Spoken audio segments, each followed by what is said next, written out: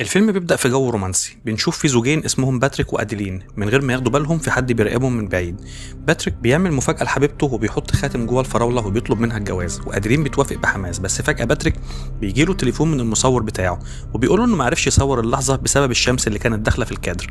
المصور بيطلب منه يعيد اللحظة مرة تانية، فباتريك بيتعصب عليه وبيقول له صورها صح بقى المرة دي.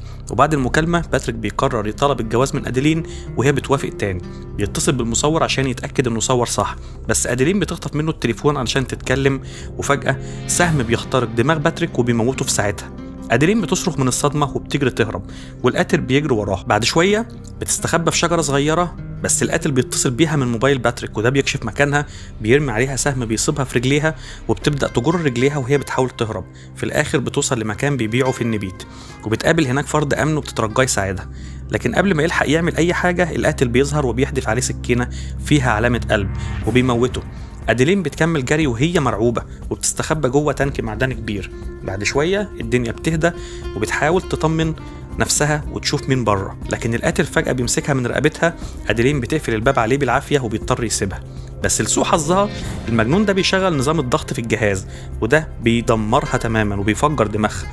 واخيرا بنشوف شكل القاتل لابس قناع عليه عيون على شكل قلوب صغيره. في المشهد اللي بعده بنشوف قنوات الاخبار كلها بتتكلم عن قاتل متسلسل طليق وسموه قاتل العيون القلبية، وبيطلع ان القاتل ده بيستهدف الكابلز اللي بيحبوا بعض، لكن مش بيتردد يقتل اي حد يقف في طريقه. وبيحذروا الناس انهم يكونوا حذرين جدا ويقعدوا في بيوتهم، خصوصا علشان النهارده عيد الحب. بعد كده بنتعرف على بنت اسمها آلي قاعده في كافيه مع صاحبتها المقربه مونيكا اللي متوتره عشان مديرها اتصل بيها وقال ان في اجتماع طارئ وهي المفروض تعرض فيه الحمله الاعلانيه بتاعتها. وفجأة وهي بتجيب القهوة بتقابل شاب وسيم، ويطلع هما الاتنين طلبوا نفس الطلب، فبيتكلموا مع بعض على الصدفة اللي جمعتهم. بيبدأوا يدردشوا، بس آلي وهي بتحط سكر بالغلط بتوقعه، بتخبط الشاب بالغلط في مناخيره وبينزف. بتتوتر جدا وبتتحرج فبتجري من المكان بسرعة. بعدها المشهد بيتنقل للاجتماع، ومدير آلي بيعرض إعلان عيد الحب اللي هي عملته مؤخرا، لكن الإعلان بيكون عنيف جدا وبيتلقى تعليقات سلبية كتير أونلاين، والناس شايفينه غير لائق تماما، خصوصا في ظل جرائم القتل اللي بيعملها قاتل العيون القلبية. ده بيخلي المدير بتاعها يتجنن من الغضب، وعلشان تصلح الكارثة بتجيب موظف جديد اسمه جاي سيمونز، ولدهشة آلي بيطلع نفس الشاب اللي قابلته في الكافيه قبل كده. جاي نجح جدا في مكانه وبيطمن الكل انهم هيشتغلوا مع بعض علشان يلموا الموضوع. وبعد كده المشهد بيتنقل للمكان اللي حصلت فيه الجريمة، مصنع النبيت، وبنشوف اتنين محققين زيك وجانين وصلوا عشان يحققوا في مقتل باتريك وأديلين. بيفحصوا مكان الجريمة وبيلاقوا خاتم جواز عليه الحروف الأولى جي والإس واللي مش تبع أي حد من الضحايا. وبيكتشفوا كمان آخر صورة صورها المصور وبتكون بتظهر فيها القاتل المقنع وهو بيهجم عليهم. في الوقت ده آلي بتكون في حمام المكتب وقاعدة بتقرأ تعليقات سلبية على بوست الإعلان بتاعها على الانستجرام.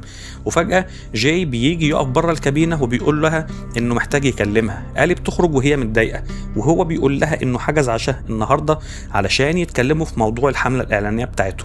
هي بتحاول ترفض لأن عيد الحب، وبتقترح عليه يخلوها لبكره، بس جاي بيقول لها انه مسافر الصبح عشان يحضر فرح اعز اصحابه وانهم لازم يتقابلوا النهارده. بالليل آلي بتجهز نفسها وبتبقى شيك جدا وبتوصل اول واحده للمطعم.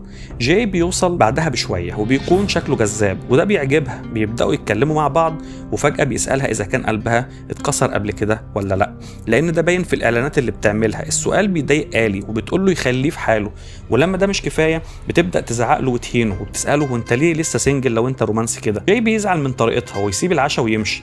آلي بتحس بالذنب وبتجري وراه بتعتذر له وبتقول له ان كان يومها وحش جدا، وفجأة بتبوسه. لكن اللحظة دي بتتقطع لما يظهر راجل وبيكون حبيب آلي السابق. الإكس بيكون مع حبيبته الجديدة وبيحتفل بعيد الحب. آلي فجأة بتقول ان جاي هو حبيبها الجديد وهو كمان بيمثل الدور معاها. الإكس بتاعها بيتفاجئ وبيقول انهم كانوا مفروض يخرجوا في ميعاد مزدوج مع كابلز تاني واللي للأسف اتقتلوا في مصنع النبيت. بعدها آلي وجاي بيركبوا تاكسي وبيمشوا من غير ما ياخدوا بالهم ان في حد بيراقبهم لابس قناع العيون القلبية. يوصلوا لعنوان آلي وبتعتذر له على اللي حصل وبتنزل من التاكسي، لكن لما بتوصل لباب بيتها بتكتشف انها ضيعت المفاتيح. جاي بياخد باله فبيقول للسواق يسيب العداد شغال وبيروح يساعدها. بيكسر لها الشباك علشان يدخلها لكنه بتصفي ايده. وبعد ما بيدخلوا آلي بتجيب شنطة الإسعافات وبتبدأ تعالج الجرح بتاعه بلطف، وخلال ده بتلاحظ ان في حاجه شخصيه بتاعتها على السرير، فبتحاول تخبيها بسرعه في الدولاب. بس فجاه القاتل اللي لابس القناع بيهجم عليهم وبيتخانق مع جاي. القاتل بيزق جاي ناحيه الحيطه، وفي اللحظه دي آلي بتخبطه في دماغه بالاباجوره. واول ما القاتل بدا يدوخ، آلي وجاي استغلوا الفرصه وجريوا على الباب وربطوه بالحزام علشان يقفلوه كويس. القاتل بعد كده جريوا على التاكسي اللي كانوا راكبينه قبل كده، لكن القاتل ضرب السواق في دماغه بالسهم وقتله في لحظه. آلي حاولت تقنعه ان هم مش قابلز وانه غلطان وانهم مالهمش دعوه. جاي حاول يتصل بالنجده، لكن القاتل ضرب الموبايل بالسهم وكسر. الجزء اللي بعد كده بيجروا سوا وبيدخلوا جنينه نباتات مهجوره، لكن القاتل بيوصل لآلي وبيهجم عليه. جاي بيتدخل عشان ينقذها، بس القاتل بيغلبه وبيخبطه لحد ما يوقعه مغمى عليه.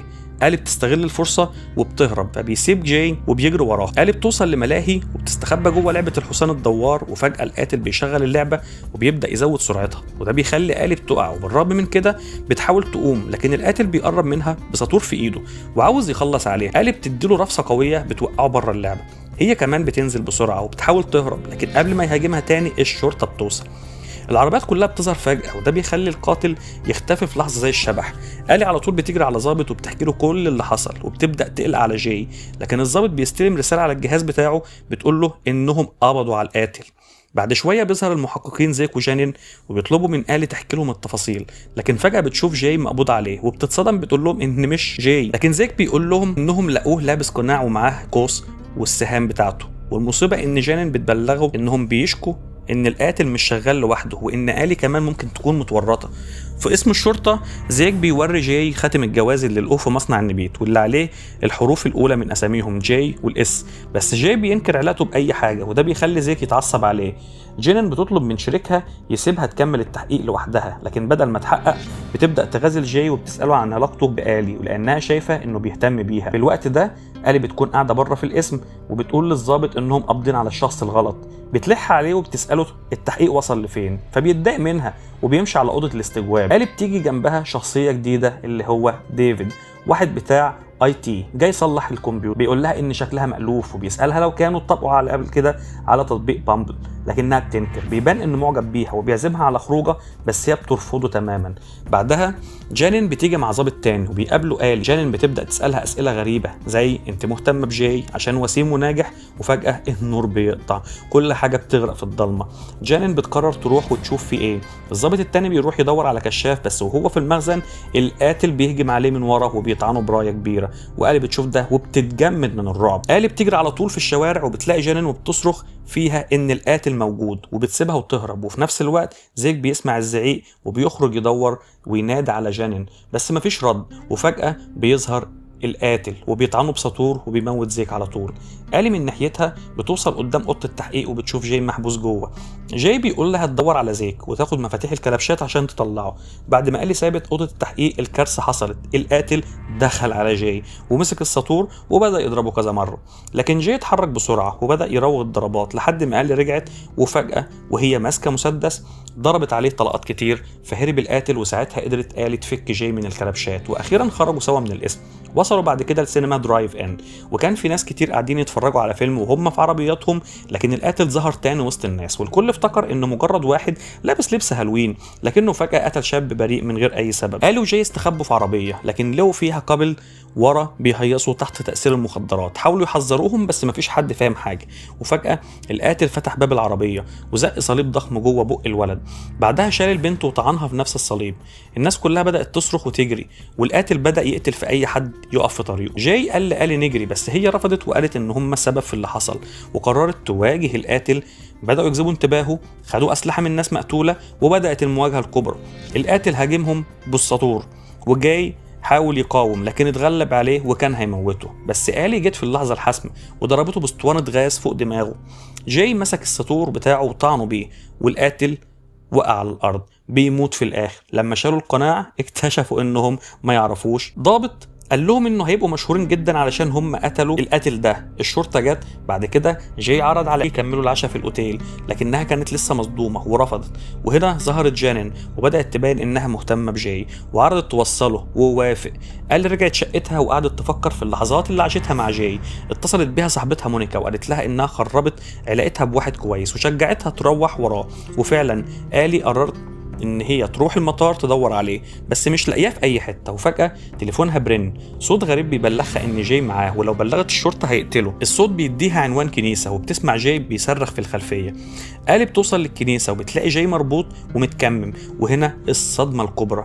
القاتل طلع لسه عايش، ولما شال القناع طلع هو ديفيد بتاع الاي تي. سالته عن اللي قتلوه في السينما، قال لها ده اسمه إيلاي، مجرد شخص متيم بيهم. والمفاجاه الاكبر ان جانين كمان ظهرت. طلعوا هما الاتنين مجانين ومتجوزين وبيستمتعوا بقتل العشاق كنوع من الاثاره. إيلاي كان مجرد مهووس بيهم، لكن القاتل الحقيقيين هما ديفيد وجانين. الصدمه كملت لما آلي سالتهم ليه بيطردوهم وهم اصلا مش قابل. جانين قالت انها شافتهم وهم بيبوسوا بعض، وشافت ان في حب حقيقي بينهم، وده خلاهم عاوزين يقتلوهم. جانين طلبت من آلي تاخد مسدس فيه رصاصه واحده وتثبت انها مش بتحب جاي، اما تقتله او تقتل نفسها. آلي والدموع في عينيها قالت انها رغم كل حاجه وقعت في حب جاي، وبدل ما تقتل نفسها ضربت جاي في كتفه، بس الرصاصه عدت وخبطت جانين في بطنها. آلي حاولت تهرب مع جاي، لكن ديفيد بدا يضرب عليهم نار وسحب جاي بعيد. جانين بدات تعذب آلي، وديفيد بيقول له شوف حبيبتك بتموت قدامك، لكن جاي كان ماسك سهم من جيبه طعن بيه عين ديفيد، والشموع وقعت عليه، النار مسكت فيه وبيموت محروق. جانين شافت ده بدأت تضرب آلي وكانت هتقتلها، لكن آلي استخدمت مصاصة معدنية وطعنتها في رقبتها، وبعدين زقتها في تمثال بسيف اخترق رقبتها، وفي الآخر السيف قطع راسها بالكامل. آلي جريت على جاي علشان تطمن عليه، وهنا بينتهي كابوس القاتل.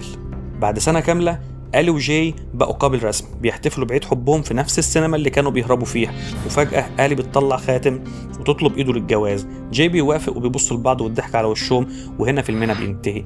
اتمنى لو الفيلم عجبكم تعملوا لايك، تعملوا شير وسبسكرايب في القناة، تفعلوا زر الجرس عشان كل فيديوهاتنا وافلامنا الجميلة اللي انتم مستنيينها انتوا تتابعوها. شكرا ليكم.